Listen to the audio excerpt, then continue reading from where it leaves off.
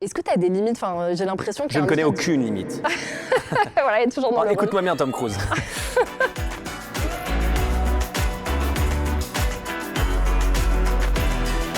Salut Pierre, comment ça va? Ça va très bien, merci. On t'a convié aujourd'hui pour fêter un peu ton non-anniversaire, parce que comme tu peux le remarquer, c'est une interview à goodies. Et oui, en fait, je viens de voir. On offre un cadeau à tous nos invités, mais il y a aussi des gens qui ont souhaité te faire un cadeau eux aussi, donc tu as double cadeau aujourd'hui. Trop sympa. Mais avant ça, on va commencer par des questions. Évidemment, quand on a dit qu'on te recevait. Avant que j'ouvre le cadeau? Désolée, c'est très dur en termes de... C'est très sadique, on te fait Moi, je peux pas personnellement, donc je l'ouvre. Ok. Non, ça va. On a dit à la communauté Allociné qu'on allait t'interviewer et ils avaient évidemment beaucoup de questions pour toi. Questions qui se trouvent dans ce seau à popcorn. Et du coup, je propose qu'on ouvre le bal par ça. Okay. Donc, tu peux piocher une petite question d'un spectateur Allociné. Avec plaisir. C'est quand que tu te déguises en T-Rex pour un live? Non, tu vois, mais là, je crois que c'est ma limite. Je peux faire beaucoup de choses, mais ça, non, je crois pas. Et pourquoi pas? Il paraît que t'adores te déguiser. Alors j'ai lu ça, je sais pas si c'est vrai. Peut-être un jour, je ferai un happening où je serai en T-Rex, j'en sais rien, les gars. Et pourquoi pas? Proposez-moi des idées, et à un moment, je vais en prendre une et je vais la faire. Hein. Y a-t-il des films déclencheurs qui t'ont donné envie de travailler dans le cinéma? Alors, si je suis totalement honnête, moi, c'est plus des professeurs de théâtre qui m'ont donné envie de faire du théâtre avant de faire du cinéma. Après, il y a plein de films qui m'ont grave inspiré, mais c'est des profs dans l'école publique qui étaient bienveillants, qui savaient... à un âge un peu difficile, un peu ingrat, un peu où tu penses beaucoup au regard des autres quand tu commences le théâtre, que tu as 15-16 ans, que c'est difficile d'aller sur scène, de faire un arbre ou un chien. Et eux, ils ont eu un poids énorme dans ma décision de faire du théâtre et de raconter des histoires et que ce soit ça ma vie.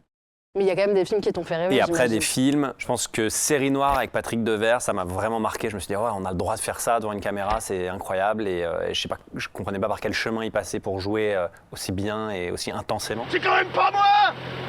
Qu'est-ce que t'en as branlé d'un connard comme moi? Connard! Ouais, moi j'ai un film vraiment que je peux regarder à chaque fois, je me dis, waouh, la masterclass, c'est The Departed, qui est donc le remake de Scorsese, film d'infiltration, avec Matt Damon, DiCaprio et Jack Nicholson, et les trois, je trouve, sont au sommet de leur art. T'as effacé mon dossier? Oui, vas-y, bute un flic, Einstein, tu verras ce qui se passera. Et qu'est-ce qui se passera quand cette balle t'explosera ta putain de tête? Tu verras ce qui se passera. J'ai entendu Hook aussi. Ouais, Hook. Mais ça, c'est vraiment la Madeleine, effectivement, de l'enfance, et qui traite justement du sujet du fait qu'il faut grandir, mais sans grandir. Et ça, c'est un sujet, je trouve, bouleversant, évidemment. Tu crois que c'est lui? Il a vieilli. Oh oui, Mais alors. Peter, tu es un adulte. Tu avais promis de ne jamais grandir. On gère tous un peu avec le deuil qu'on fait plus ou moins de notre enfance.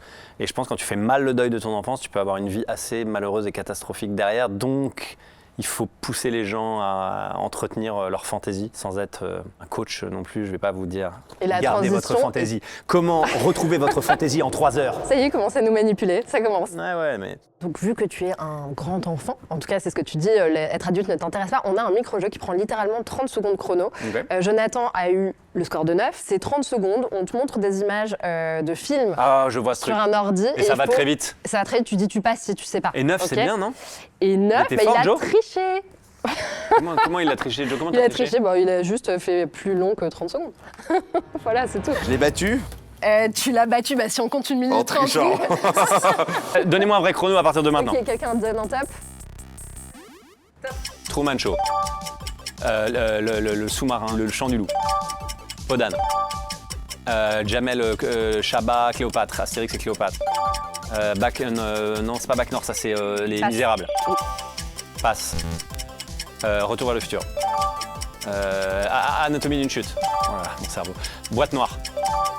Les 2 copains en Irlande. J'ai plus le titre. Putain, je l'ai plus, merde, je l'ai plus. Il se coupe les doigts. Allez, il se coupe une oreille. Le Big Lebowski. Non, je voulais te dire que ça. J'ai passé trop de temps sur 2 copains en Irlande. Banshees of Inisherin, mais ok. Ouais, t'as vu le titre 2, aussi, 3, pardon. 4, 5, 6, 7, 8, 9. Sans tricher. C'est déjà pas mal. C'est pas mal, c'est pas mal. C'est pas mal. J'aime beaucoup ce jeu, je peux jouer 3 jours. Bravo à toi, les jeux c'est quand même fabuleux. Aujourd'hui, tu es à l'affiche de Gourou, donc c'est ta 3e collaboration avec Yann Gozlan. Donc effectivement, tu incarnes un coach en développement personnel assez toxique. Libérez-vous! Libérez-vous! Arrachez vos peines du tréfonds de vos âmes! À quel moment tu t'es dit, je crois que ce sujet-là, il n'a pas tant été traité que ça, et il mérite un film. Là, à la base, c'était les orateurs. Ça m'intéressait carrément, la parole qui peut être à la fois magique, qui peut convaincre, persuader, mais qui peut aussi devenir dangereuse ou vénéneuse. Je trouvais qu'en fait, il n'y avait pas tant de personnages de cinéma qui exploraient ça. Donc évidemment, on avait Tom Cruise dans Magnolia, mais c'est quelques scènes, puis c'est un coach viriliste, donc c'est assez un coach en séduction, c'était un peu autre chose, même s'il laisse un souvenir immense évidemment. Et puis DiCaprio, on peut penser au Loup de Wall Street, même si c'est la doctrine capitaliste plutôt avec laquelle il électrise ses employés. Je veux que vous arriviez à régler vos problèmes en devenant riche. Mais après, j'ai commencé à voir effectivement depuis quelques années tous les coachs sur les réseaux sociaux, Instagram, TikTok, etc., nous dire comment manger, comment maigrir, comment devenir millionnaire en 6 mois, etc. Et là, je me suis dit, il y a une arène de fous et il y a un phénomène de société vraiment intéressant de pourquoi on leur fait cette place, pourquoi maintenant, pourquoi ces récits-là nous séduisent autant. Et du coup, je suis allé voir Yann avec qui on avait fait Boîte Noire et j'espérais qu'il accroche autant, il a accroché et on est partis ensemble dans cette aventure. Et vous avez recueilli pas mal de témoignages, je crois, pour justement t'inspirer, témoignages d'anciens clients. Quelles sont un peu les techniques d'orateur de ces gens-là? Quels sont les mots que tu as appris, que tu t'es mis en bouche pour devenir ce gourou? Il y a effectivement pas mal de rhétorique sur les plus doués. Il y en a, Yann, je crois qu'il a assisté à un séminaire où le mec est arrivé en Lamborghini parmi les gens, il est sorti de la voiture et puis le premier truc qu'il a dit sur scène, c'est « Je vais vous sortir de la race des rats ». Voilà.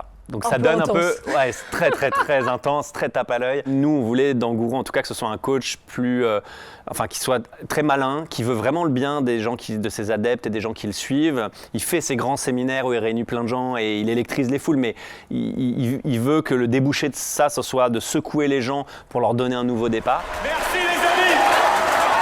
Ce que tu veux, c'est ce que tu es. Et du coup, il va chercher dans les neurosciences, par exemple, lui. Donc, lui, les formules, c'est plutôt... Il se réfère à des études qui, parfois, sont tout à fait vraies sur comment booster ton taux de testostérone, comment dompter ta dopamine et la cheap dopamine que tu vas sécréter inutilement avec, justement, les réseaux sociaux, le porno, etc.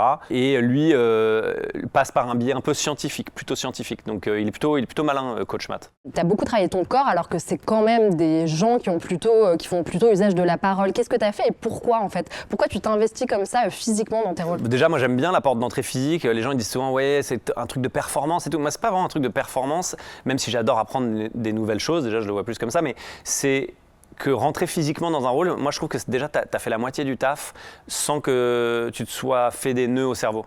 Et là du coup tu t'es infligé quoi? Non là, alors là j'ai fait des bains froids un peu pour me mettre justement dans la peau d'un coach qui en fait lui-même. On savait qu'on voulait que ça fasse partie de sa routine, qu'il ait quelque chose d'assez, d'une vraie discipline dès le matin et tout ça. Je suis allé beaucoup à la salle parce que l'idée du personnage c'est que sa vitrine c'est son corps. Donc il faut qu'il vende ce rêve-là aussi d'une vie meilleure, de la meilleure version de nous-mêmes et ça passe aussi par le physique qu'on a, surtout dans une société très normée comme la nôtre. Voilà, avoir un peu d'épec, c'est mieux que de ne pas en avoir, on va dire. Donc pour moi, c'était important que je puisse assurer physiquement, mais aussi assurer le cardio, parce que les séminaires qu'on faisait, c'était des grandes scènes de messes modernes comme ça, un peu, où il fallait se transformer un peu en preacher qui va chercher les gens, les convaincre, les persuader, les bousculer et tout. Et pour ça, c'était très cardio, ça durait plusieurs jours dans des pièces où il n'y avait pas de fenêtre et tout. Et on était dans un état vraiment électrique à la fin, quoi. Les figurants jouaient tellement bien, mais je pense parce qu'on était enfermés dans ces endroits, au bout d'un moment, tout le monde devenait dingue. Ouais. Tout le monde devenait dingue. Et c'est dans les scènes. C'est quelque chose d'assez récurrent dans tes rôles. Tu as fait de l'apnée pour Monte Cristo et plein d'autres choses, une formation pompier pour sauver ou périr. Est-ce que tu as des limites? Enfin, j'ai l'impression qu'il y a Je ne connais aucune limite. Voilà, il est toujours dans le écoute-moi bien, Tom Cruise.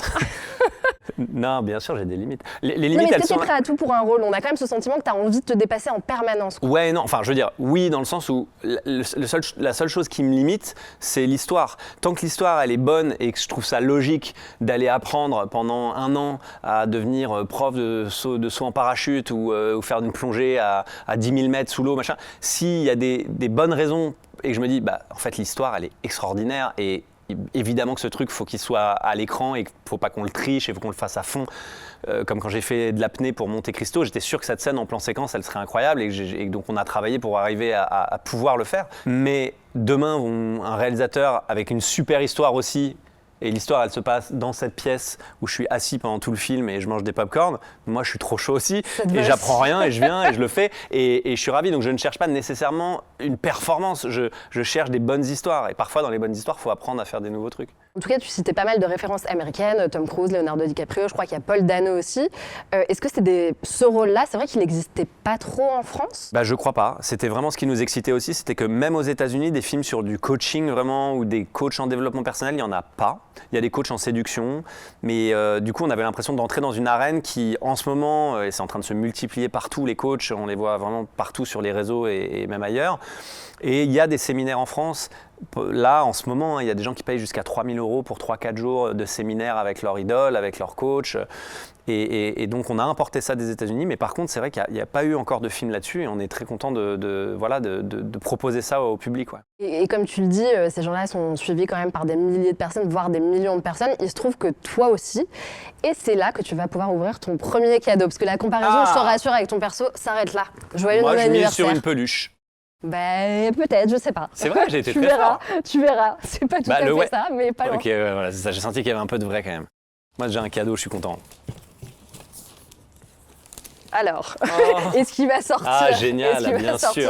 Et est-ce que tu vas voir le lien que je veux faire ? J'adore. C'est un petit T-Rex. C'est un petit T-Rex. Par rapport à ma communauté sur Insta. Et il y a parfois des gens déguisés en T-Rex qui viennent me voir. Encore à mon ancien lycée, j'étais là, il y avait des gens en T-Rex. Et sur un tournage, il n'y a pas longtemps, un tournage d'Asghar Farhadi, il y a des gens habillés en T-Rex qui sont venus en bas du tournage. J'ai dû expliquer au réalisateur iranien pourquoi il y avait des gens déguisés en dinosaures dans la cour qui l'empêchaient de tourner parce qu'ils faisaient trop de bruit. Ouais, c'est ça, c'est qu'il y a un peu Taylor Swift et ses Swifties, et il y a Pierre Ninet et ses T-Rex. C'est ça. C'est un poil plus modeste comme communauté, mais vraiment c'est très proche de... Retenez surtout que c'est très proche de Taylor Swift, d'accord ? Mais pourquoi ? Enfin, il n'y a pas de question de ressemblance a priori, enfin même si bon, ouais. Bah là, si. Ça me semble évident maintenant. Là, oui. Les T-Rex. C'est vrai que t'as pas encore doublé de T-Rex, je crois. Non, mais là, ça me pend au nez. Je prie chaque jour que Dieu fait pour pouvoir... S'il y a n'importe quoi, vous faites même un court-métrage d'animation avec un T-Rex, c'est pour moi. Quel est ton lien avec ta communauté, justement ? Est-ce que tu arrives à rester spontané ? J'ai l'impression que tu es quand même un des rares à avoir une communauté avec laquelle tu es très proche. Oh non, il y a plein de gens qui sont très proches des gens qui les suivent et tout. Moi, j'aime bien juste ce lien direct où il n'y a pas nécessairement de filtre, de journaliste, voilà, si j'ai envie de dire un truc, je le dis. J'ai envie d'être spontané avec eux et j'aime bien faire des lives parce que je peux aussi voir ce qu'ils m'écrivent. Ça s'est fait naturellement et c'est mon plaisir de continuer à construire ça avec eux. Et puis, je suis content de savoir que c'est des gens qui aiment suivre ce que je fais, qui aiment aller voir mes films. Voilà, c'est chouette. C'est vrai que les réseaux sociaux, c'est aussi un des sujets du film et on voit justement le pendant toxique de tout ça, la positivité toxique. Est-ce que toi, comment tu te protèges de ça et est-ce que tu vas jusqu'à lire les commentaires ? Enfin, comment tu gères ça ? Il m'arrive de lire les commentaires parce que j'aime bien avoir ce petit retour et que je sais qu'on est dans à peu près un cadre bienveillant. Je vais plus sur Twitter, je poste plus sur Twitter parce que je trouve ça vraiment trop nauséabond, trop violent, vraiment pour rien. J'ai des cycles que j'ai plus envie d'alimenter. Pour le reste, non, je regarde plus les sections commentaires. Je trouve ça trop gratos en fait. Puis je trouve, moi je suis quand même dans une démarche artistique, donc l'idée c'est qu'on propose quelque chose d'artistique, donc on propose quand même, sans en faire des caisses, mais un petit bout de nous, quoi, un petit bout d'un truc qui nous tient à cœur. Et je trouve que dans la balance, c'est très inégalitaire. Le côté c'est de la merde avec juste une phrase assassine ou juste un truc très lapidaire versus une proposition artistique. Et en fait, j'ai plus envie de leur faire le plaisir d'aller donner mon attention à ça. Donc, si vous voulez détester un film, il n'y a aucun problème. Et moi, j'adore la critique. Mais si vous faites l'effort d'une critique à peu près structurée, avec une pensée qu'on peut comprendre et 1 ou 2 arguments minimum, je la lirai avec plaisir. Pour ce qui est des sections de commentaires ultra violentes, ça m'intéresse. Et c'est ça ta limite, en fait. C'est comme ça que tu arrives un peu à te protéger de ce qui peut être néfaste dans les réseaux sociaux. Ouais, bien sûr. Quoi. Mais je pense qu'il va falloir armer les jeunes aussi, parce que pour la santé mentale, en fait, tu peux pas aller. Ton cerveau n'est pas câblé pour tout voir, tout entendre et avoir un feedback permanent sur tout ce que tu fais. C'est même contre-productif pour des artistes, je pense. On vivait avant dans des échelles plus restreintes et plus réduites, et maintenant, le fait de rechercher la validation de millions, de milliers d'inconnus avec des jeux de valeurs peut-être tout pourris en plus, et on recherche quand même leur validation puisqu'on veut le like, on veut le commentaire, on veut le buzz, on veut... c'est une quête qu'il va falloir à un moment ou un autre remettre vraiment en question. Tu te doutes bien, sur Allociné, il y a évidemment les Vous avez vos haters, les notes, enfin il y a de tout. Il y a du bienveillant et du moins bienveillant. Et on a remarqué qu'en interview, Raphaël Quenard nous a avoué que lui était obsédé par ça et qu'il allait noter tous ses films et il allait leur mettre 5 étoiles. Est-ce que toi, t'es dans ce truc-là ou pas ? Non. Ça a dû m'arriver une fois de ripper et de faire... Il était bien ce film, quand même, et de mettre des étoiles, Bien mais je sûr. ne l'ai pas fait régulièrement. Non, promis. Mais on regarde les notes et tout, on est toujours curieux. Ce qui est intéressant, c'est effectivement de comparer la note spectateur à la note presse et de voir la dichotomie que parfois peut y avoir. Parfois, évidemment, il y a un élan en commun, mais parfois tu te dis ah, ça raconte un truc quand même sur le fait que la presse n'est pas nécessairement d'accord avec les spectateurs et que les spectateurs n'attendaient pas la même chose du film peut-être que la presse. Toi, tu le fais plus pour les spectateurs que pour la presse, le film, j'imagine. Oui, enfin, moi je le fais pour les cinéphiles, les gens qui ont envie d'aller au cinéma, qui ont envie de voir des films. Donc après que la personne ait une carte de presse ou pas, je me pose pas trop la question, mais... En tout cas, il y a un film dans ta filmographie qui est donc le mieux noté de tous les temps dans les films français. C'est Monte Cristo. C'est incroyable. C'est incroyable. Qu'est-ce que ça te fait de savoir ça? Quelque part, ça veut dire un peu que tu rentres dans l'histoire avec ce film. Alors moi, je me méfie beaucoup des phrases de « tu rentres dans l'histoire » parce que Bah oui, le nombre de gens qui se sont dit « je rentre dans c'est l'histoire » et après on avait genre « c'est qui ?» Genre 20 ans plus tard, les enfants disent « c'est qui ce ringard ?»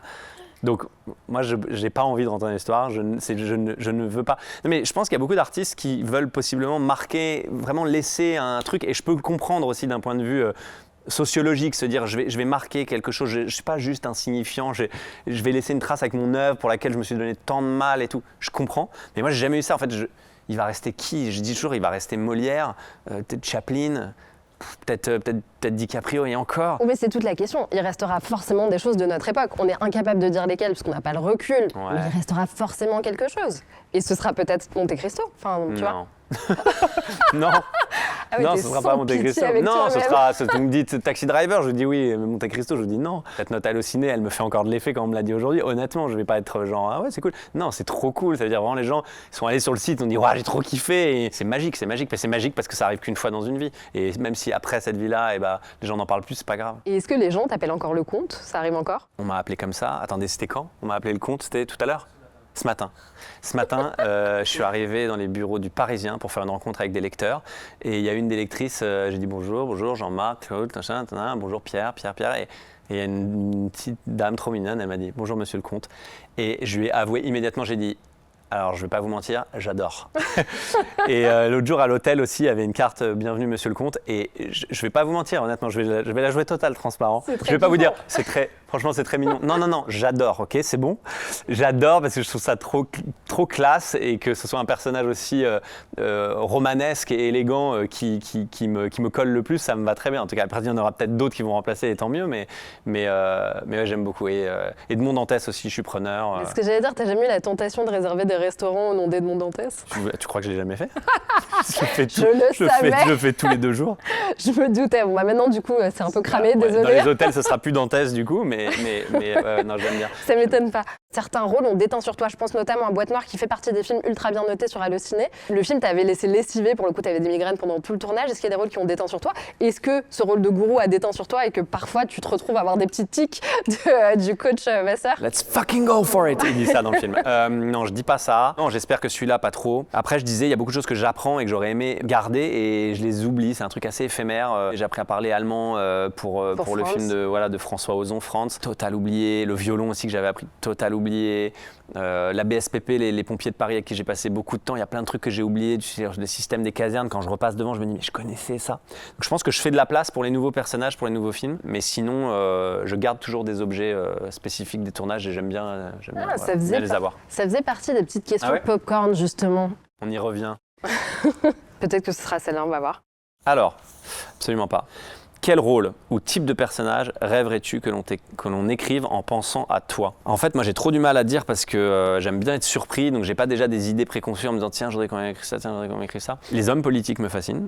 Je pense que je vais attendre un peu après Gourou parce que, mine de rien, entre les coachs et la sphère politique, ça devient vraiment du divertissement trop. Il y a un truc de séduction et de venir chercher aussi les pulsions des gens. Et Matt, c'est ce qu'il fait dans ses séminaires. Et on a de plus en plus de politiques qui, malheureusement, viennent chercher plutôt les pulsions que les idées, quoi. Donc j'aurais du mal à dire, mais un politicien, j'aimerais bien. Et puis après, c'est plutôt au théâtre, mais il y a des grands rôles de théâtre que j'ai pas fait et que j'aimerais bien faire.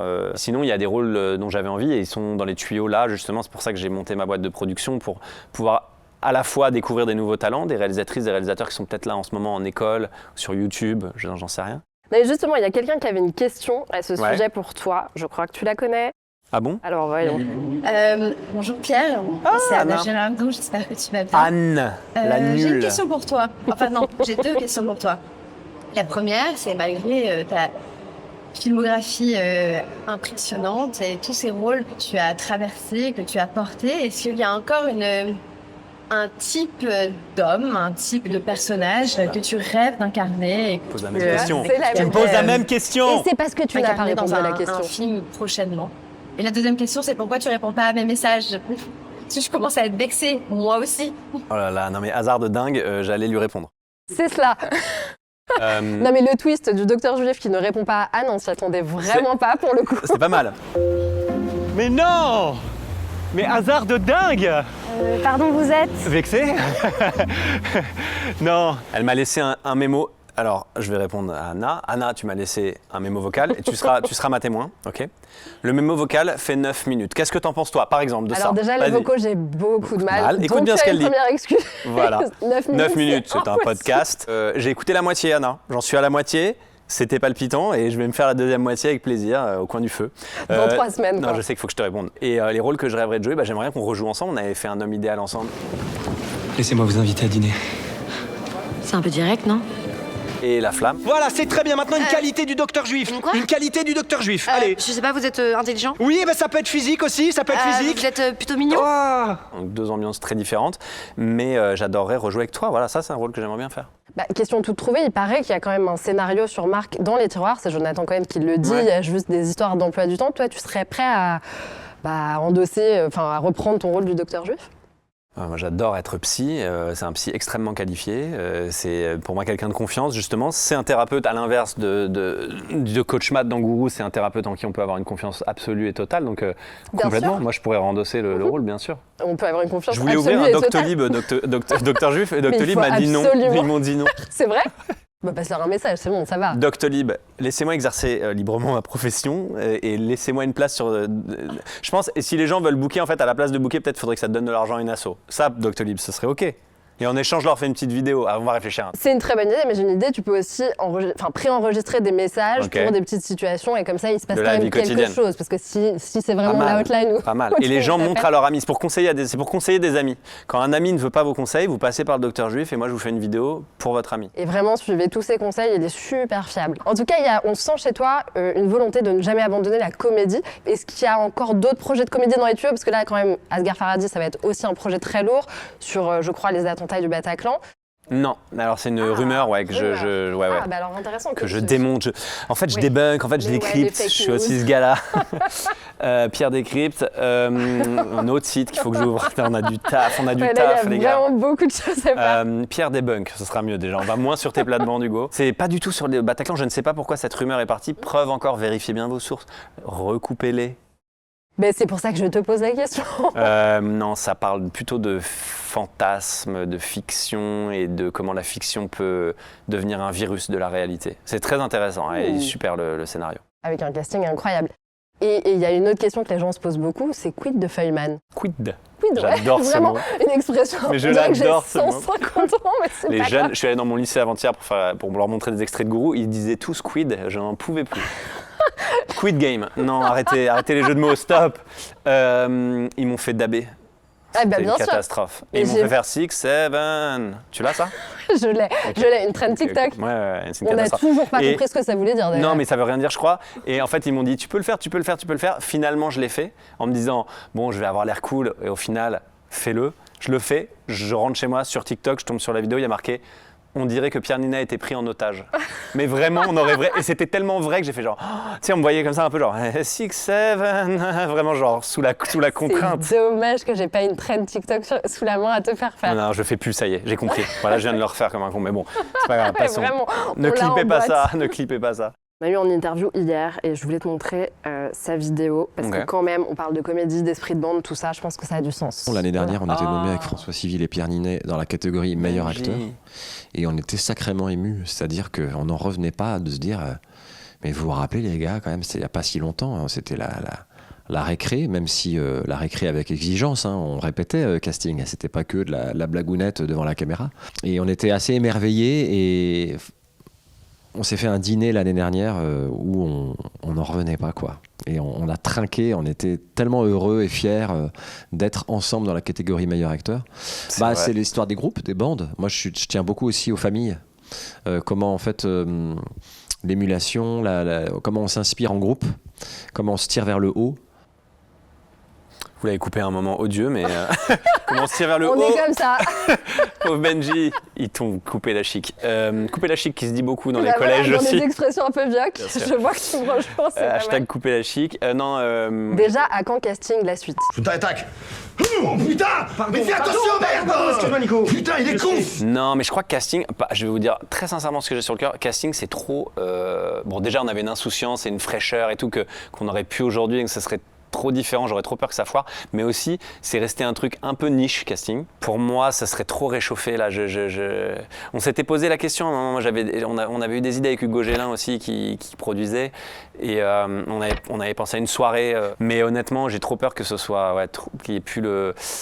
Nous, on s'aime toujours autant et nous, on sait qu'on rigolerait toujours autant, mais est-ce que les gens seraient là vraiment? Est-ce qu'ils ont la ref? J'ai toujours l'impression que c'est resté assez... Ça parle du monde du cinéma, donc pourquoi pas? Ouais, bien sûr. Mais je sais pas, j'ai toujours l'impression que c'est très niche, quoi. Les gens ont adoré, mais que c'est un truc très intime. Donc on est un peu comme une famille, les gens qui aiment casting. Voilà. Bah, nous, on a aimé. En tout cas, ce que dit Benjamin est intéressant sur le côté, il y a une espèce de bienveillance entre vous. Moi, je me posais la question de est-ce que vous consultez, est-ce que vous conseillez sur des rôles, est-ce que vous êtes déjà retrouvés sur des mêmes rôles, Oui. dire après toi. Ah ouais, Bien lesquels? sûr que ça arrive, parce que c'est une petite industrie, le cinéma français. C'est aussi ce qui fait son charme d'ailleurs, c'est qu'on n'est pas tentaculaire comme les États-Unis. Et c'est aussi peut-être la taille de cette industrie qui nous permet de rester aussi inventif, aussi libre et de donner autant de pouvoir aux réalisateurs et réalisatrices. Bien sûr qu'on s'est retrouvés sur le même rôle. Bien sûr que moi j'ai déjà appelé Ben ou Igor et tout, en leur disant qu'est-ce que tu penses de ce truc. Ben, Igor c'est Benjamin Gottesman. Laverne, Benjamin Igor Laverne. Gottesman, Igor évidemment. Gottesman, pardon, réalisateur de Five, de Fiasco. Et Ali, avec qui j'ai co-créé Casting, qui s'appelle Ali Maria, qui est acteur et réalisateur. Pareil, des fois je lui fais lire des trucs. Ils viennent souvent voir mes films dans les sessions de montage et ils me disent ce qu'ils ont pensé du montage. Voilà, pareil, Antoine Gouy, Jonathan Cohen, souvent je leur montre des affiches, des teasers. La bande-annonce, je l'avais montrée à Jonathan en lui demandant ce qu'il en pensait, la bande-annonce de Gourou. Et est-ce que tu es optimiste sur l'avenir des salles de cinéma, du coup, fort de tes plus de 9 millions d'entrées? Leonardo DiCaprio lui dit moi j'ai un peu peur que ça devienne un truc de niche, comme les clubs de jazz, un truc de puriste, pas très... Tu vois, pas très identifié. Toi, t'en es où là-dessus? Je comprends l'inquiétude, évidemment. En regardant les chiffres, on peut s'en inquiéter. Maintenant, on a une industrie qui a toujours su se réinventer, qui est, je pense, encore plus libre que Hollywood, qui est encore plus inventive aussi à certains égards que Hollywood et encore que les pays européens voisins. Mais du coup, c'est très fragile. Le CNC qui s'autofinance, c'est pas de l'argent des gens, c'est l'argent du cinéma qui revient au cinéma. Donc les succès nourrissent cette caisse du CNC qui permet à d'autres films de se faire, qui eux sont peut-être plus des prises de risques, des films plus fragiles, mais qui ont fait naître des cinéastes que toute la planète s'arrache et nous envie. Des Assayas, des Audiard, des Justine Triet. Je veux dire, on a vraiment des artistes incroyables. On va clôturer cette interview par quand même ton second cadeau. J'allais pas te laisser partir sans ça. Il vient pas de nous. Tu vas voir. Je pense que ça aura du sens. C'est par rapport à mes chiens. Pas du tout. Mais pour Ah, le là, coup, j'ai c'est pas. un vrai cadeau parce que c'est quelque chose de collector. Par rapport à un film, je peux péter un plomb. Non. Oh, désolé. Dégoûté. Non, je déconne. Non, très cool aussi. Non, c'est le Quai 54 qui a le premier Magnifique. tournoi de streetball au monde. Bien sûr, je connais qui a le voulu Quai t'offrir 54. ce ballon collector. Trop Parce sympa. qu'évidemment, il paraît que pendant tes tournages de films, tu joues au basket dans les moments off. J'essaye. Notamment sur Yves Saint Laurent. Ouais, j'essaye. Ouais, je joue avec Wassim Beji, qui est là d'ailleurs, qui est le producteur aussi de Gourou. Et comme il joue au basket, je vais le rechercher à chaque fois que je produis un film. Parce que comme ça, je sais que pendant les pauses, je m'emmerde moi. Ouais, Wassim, tu nous avais emmené jouer au basket pendant Yves Saint Laurent. Par exemple, quand je tournais Saint-Laurent, c'était le seul truc que je faisais les week-ends, c'est que j'allais faire du basket. Et boum, bam. Eh ben merci, trop cool. Donc voilà, c'est le seul truc qui te vide la tête, j'imagine. Est-ce que tu pourrais incarner un sportif, un biopic d'un sportif? J'aurais adoré faire un basketteur pour au moins vivre ça un peu en simili, j'ai réussi. Qui sait? Mais ouais, pourquoi pas. Pourquoi pas. Il faut trouver le bon script. Mais bien sûr, la rigueur des athlètes, c'est toujours passionnant à l'écran.